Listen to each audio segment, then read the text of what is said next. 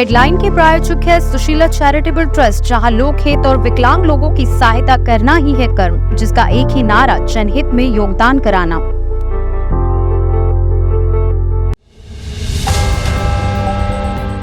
दो कमांडर नहीं तो खरगे जी ने उठाया फायदा, किस बात का जिक्र कर पीएम मोदी ने कांग्रेस अध्यक्ष पर बोला हमला। एमपी पुलिस के आरआई का अजब गजब फरमान, महादेव मंदिर का नाम बदला, पार्क में लगे पौधों पर लगाया नोटिस। वरुण घोष ने रचा इतिहास, भारतीय मूल के पहले ऑस्ट्रेलियाई सीनेटर बने, पहली बार भगवत गीता की शपथ।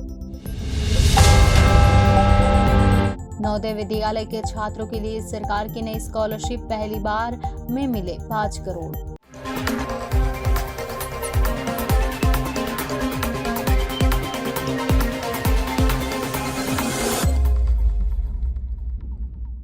प्रधानमंत्री नरेंद्र मोदी राज्यसभा में बुधवार राष्ट्रपति के अभिभाषण पर धन्यवाद प्रस्ताव पर चर्चा का जवाब देते हुए मल्लिकार्जुन खड़गे पर जमकर निशाना साधा। पीएम मोदी ने कहा कि मैं खड़गे जी को बहुत ध्यान से सुन रहा था। लोकसभा में तो मनोरंजन कम मिलता है, लेकिन मनोरंजन की जो कमी खल रही थी वह यहाँ पूरी हो गई। खड़गे जी काफी लंबा बोले और मैं सोच रहा था कि इतनी आजादी बोलने के लिए मिली कैसे। 2 स्पेशल कमांडर जो रहते थे वह नहीं थे, इसलिए इसका भरपूर फायदा खड़गे जी ने उठाया। मुझे लगता सिनेमा का एक गाना है, ऐसा मौका फिर कहाँ मिलेगा। खड़गे जी ने सोचा कमांडो नहीं है और चौके छक्के मारने लगे। पीएम मोदी ने कहा कि खड़गे जी ने भी 400 सीट जीतने का आशीर्वाद दे दिया है। खड़गे जी आशीर्वाद वापस लेना चाहते हैं तो ले सकते हैं। प्रधानमंत्री ने सोमवार को लोकसभा में राष्ट्रपति के अभिभाषण पर धन्यवाद प्रस्ताव पर हुई चर्चा का जवाब दिया था। उन्होंने विश्वास जताया था कि अप्रैल-मई में होने वाले लोकसभा चुनाव में राष्ट्रीय जनतांत्रिक गठबंधन यानी राजग को 400 से अधिक और भारतीय जनता पार्टी यानी भाजपा को कम से कम 370 सीट पर जीत हासिल होगी। ऐसा मौका फिर कहाँ मिलेगा।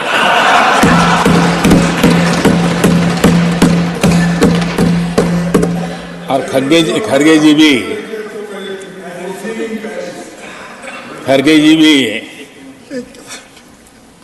एम्पायर नहीं है, कमांडोज नहीं है, तो चौके छक्के मारने में मजा आ रहा था उनको।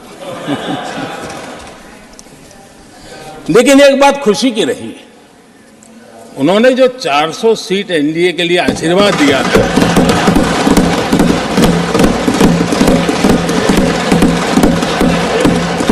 और मैं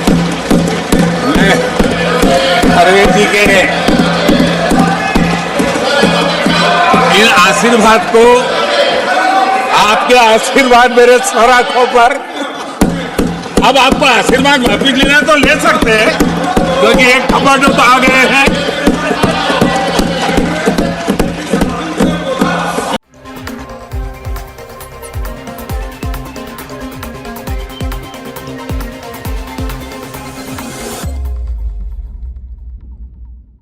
एमपी के अशोकनगर जिले में पुलिस के आरई महोदय का अजब गजब फरमान देखने को मिला है। जिला मुख्यालय स्थित पुलिस लाइन में 3 साल पहले भगवान शिव का मंदिर बनाया गया था। यहाँ आए नए आरआई ने न केवल नाम परिवर्तन कर दिया, बल्कि वहां लगे पौधों पर एक नोटिस प्लेट भी लगा दी है, इस पौधों में पानी देना मना। इसके बाद आरआई साहब के इस रवैये को लेकर विभाग भी सोच में पड़ गया है। दरअसल मामला मध्य प्रदेश के अशोकनगर जिले का है, जहां पर पुलिस विभाग में रक्षित निरीक्षक दिनेश लातिया ने अपने कार्यालय में बने भगवान शिव के मंदिर का नाम परिवर्तन कर दिया। इसके बाद भगवान के कर्मचारी एवं मंदिर के पुजारी ने नाराजगी व्यक्त की है। मंदिर के पुजारी कृष्ण कुमार शर्मा ने बताया कि 3 साल पहले इस मंदिर का निर्माण कराया गया था। तब मंदिर का नाम अखिलेश्वर महादेव मंदिर रखा गया था, लेकिन अब नए आरआई महोदय ने इस मंदिर का नाम बदलकर अशोकेश्वर महादेव नाम रख दिया है, जिसका धार्मिक ग्रंथों में उल्लेख भी नहीं है।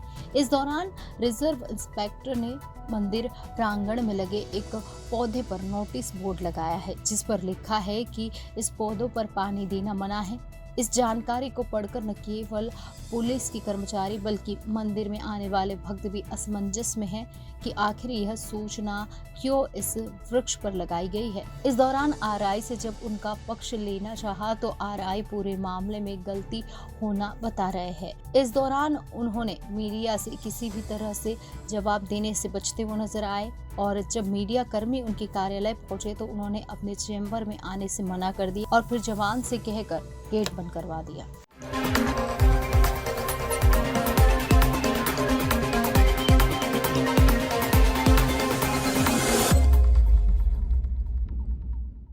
भारतीय मूल के अधिवक्ता वरुण घोष ने मंगलवार को इतिहास रच दिया। वह पहले ऐसे ऑस्ट्रेलियाई सांसद बन गए हैं जिनका जन्म भारत में हुआ है। पश्चिमी ऑस्ट्रेलिया के वरुण घोष को सबसे नया सीनेटर नियुक्त किया गया है। इससे पहले विधानसभा और विधान परिषद ने उन्हें संघीय संसद सीनेट में ऑस्ट्रेलियाई राज्य का प्रतिनिधित्व करने के लिए चुना है। वरुण घोष का स्वागत करते हुए ऑस्ट्रेलियाई विदेश मंत्री पेनी वोंग ने कहा कि आपको लेबर पार्टी के सीनेट टीम में देखकर बहुत खुशी हुई। वरुण पहले ऐसे ऑस्ट्रेलियाई सांसद हैं जिन्होंने भगवत गीता की शपथ ली है। इसकी काफी चर्चा हो रही है। पेंगी वोंग ने एक्स पर लिखा, कहा, पश्चिमी ऑस्ट्रेलिया से हमारे सबसे नए सीनेटर वरुण घोष आपका स्वागत है। सीनेटर घोष पहले ऐसे ऑस्ट्रेलियाई सीनेटर है जिन्होंने भगवत गीता की शपथ ली है। मैंने अक्सर कहा है कि जब आप किसी चीज में सबसे पहले होते हैं तो आपको यह सुनिश्चित करना होता है कि आप आखिरी नहीं हैं।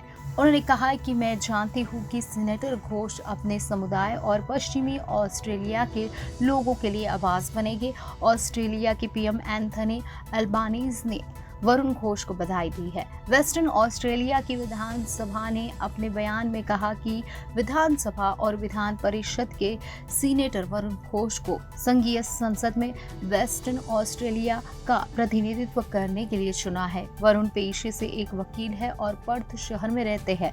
उन्होंने यूनिवर्सिटी ऑफ वेस्टर्न ऑस्ट्रेलिया से आर्ट्स और लॉ की पढ़ाई की है। वह पहले न्यूयॉर्क में फाइनेंस अटॉर्नी और वॉशिंगटन में विश्व बैंक में सलाहकार रह चुके हैं। वरुण घोष ने अपने राजनीतिक करियर की शुरुआत पर्थ में लेबर पार्टी से की थी। वरुण जब मात्र 17 साल के थे तब उनका परिवार 1980 के दशक में भारत से ऑस्ट्रेलिया लौट आया था। वरुण ने अपने एक बयान में कहा कि मैं भाग्यशाली हूँ कि मुझे अच्छी शिक्षा मिली और मैं अच्छी गुणवत्ता वाली शिक्षा में भरोसा करता हूँ। साथ ही मानता हूँ कि हर व्यक्ति के लिए ट्रेनिंग का मौका उपलब्ध रहना चाहिए। पिछले कुछ सालों से वरुण पर्थ में वकालत कर रहे हैं और वेस्टर्न ऑस्ट्रेलिया में कानून मामलों को देख रहे हैं।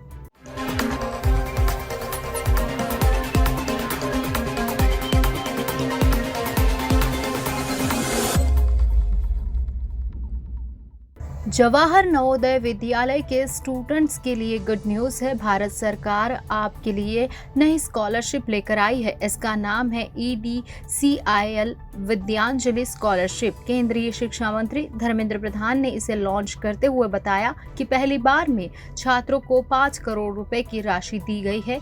ये पहला साल है जब EDCIL विद्यांजलि स्कॉलरशिप NVS के स्टूडेंट्स को दी गई है। पहली बार में कुल 70 छात्र छात्राओं को छात्रवृत्ति का लाभ मिला है। ये वो स्टूडेंट है जो IIT, NIT जैसे प्रतिष्ठित संस्थानों के लिए क्वालिफाई हुए हैं। एजुकेशन मिनिस्टर धर्मेंद्र प्रधान ने बताया कि सरकार ने राष्ट्रीय शिक्षा नीति NEP 2020 के विजन के तहत इस स्कॉलरशिप की शुरुआत की है। इसका उद्देश्य है समाज के उन वर्गों के छात्रों को उच्च शिक्षा के लिए समर्थ बनाना जो मेधावी है लेकिन आर्थिक बाधा के कारण पढ़ाई जारी रखने में असमर्थ है। शिक्षा मंत्री ने कहा कि नवोदय विद्यालयों यानी NVC के करीब 14,000 स्टूडेंट IIT, NIT जैसे प्रतिष्ठित संस्थानों में दाखिला पाने में सफल हुए हैं, वो भी बिना अलग से कोई कोचिंग क्लास किए। धर्मेंद्र प्रधान ने ये भी कहा कि कई कॉरपोरेट संस्थाएं इस स्कॉलरशिप में योगदान करने के लिए आगे आई है।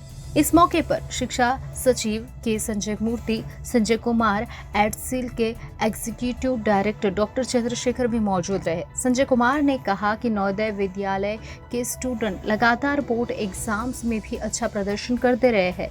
इन स्कूलों में पढ़ने वाले करीब 85% छात्र छात्राएं आर्थिक रूप से कमजोर परिवार से आते हैं। उन्होंने बताया कि शिक्षा मंत्री की सलाह पर गौर करते हुए इस साल NVS स्टूडेंट्स को उनके लिए समर कैंप भी आयोजित किया गया है। सरकार का कहना है कि एडसिल विद्यांजलि स्कॉलरशिप प्रोग्राम एक ऐसा माध्यम है जो JNVS यानी जवाहर नवोदय विद्यालय में नामांकन का दर बढ़ाने में मदद करेगी। गौरतलब है कि सरकार आगे भी ये स्कॉलरशिप जारी रखेगी। तो जाहिर है कि अगर आपके बच्चे नवोदय विद्यालय में पढ़ रहे हैं और 12वीं के बाद हायर एजुकेशन एडमिशन में वे अच्छा परफॉर्म करते हैं तो उन्हें भी इस छात्रवृत्ति का फायदा मिल सकता है।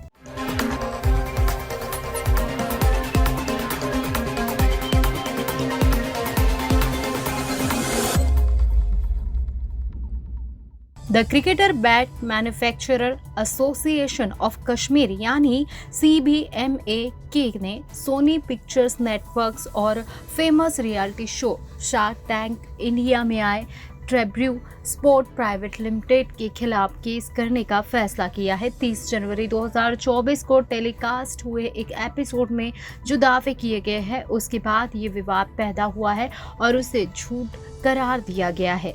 CBMA ने 100 करोड़ का लीगल नोटिस भी भेजा है। कश्मीर घाटी में क्रिकेट बैट बनाने वाले की संस्था CBMA की एक टीम ने ट्रेब्रू भाइयों के दावे का खंडन किया है, जिसमें उन्होंने शो में खुद को कश्मीर में इकलौता बैट मैन्युफैक्चरर बताया है। न्यूज पोर्टल kashmir.com से खास बातचीत में संस्था ने खुलासा किया है और बताया है कि वह ट्रेब्रू ब्रदर्स ने लोगों को गुमराह किया है। उनके इस स्टेटमेंट के बाद घाटी के कारागिरों का काम भी प्रभावित हुआ है।